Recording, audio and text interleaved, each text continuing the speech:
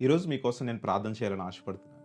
ఈ చిన్ని ప్రార్థనలో ఏకీభవించి మహోన్నతుడ, పరిశుద్ధుడ, ప్రేమ కలిగిన మా తండ్రి, నీ ఘనమైన నామమునకు వందనాలు.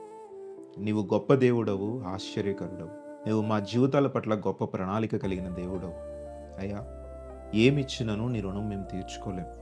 ఈ రోజంతటిలో మీరు తోడై ఉండి మాకు ఏది అవసరమో అది అందించారు. మరి ఒక రోజును మాకు అనుగ్రహించి అయా, నీ యొక్క కృపను చూచుటకు నీవెంతగానో మాకు సహాయము దయచేసి ప్రభువా, ఎవరైతే ఈ చిన్ని ప్రార్థనలో ఏకీభవించారో వారిని మీరు జ్ఞాపకం చేసుకొని అయ్యా, ఎగ్జామ్స్ రాసేవారు అనేక మంది ఉన్నారు ప్రభా, వారందరికీ నీవు విజయం కలుగు చేయమని అడుగుతూ ఉన్నావు.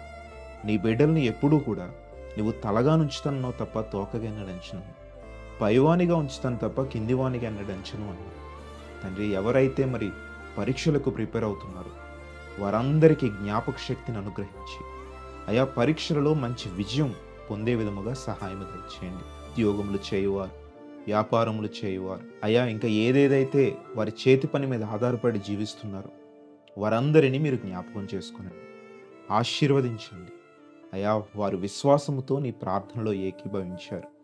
నీ యొక్క కృపను వారి మీద అనుగ్రహించండి అయా. అనారోగ్యంతో బాధపడుతున్న వారు అనేక మంది ఉన్నారు, పూర్తి స్వస్థతను దయచేయండి అయా. సాతాను శక్తుల చేత, అంధకార శక్తుల చేత బాధింపబడుతున్న వారు అనేక మంది ఉన్నారు.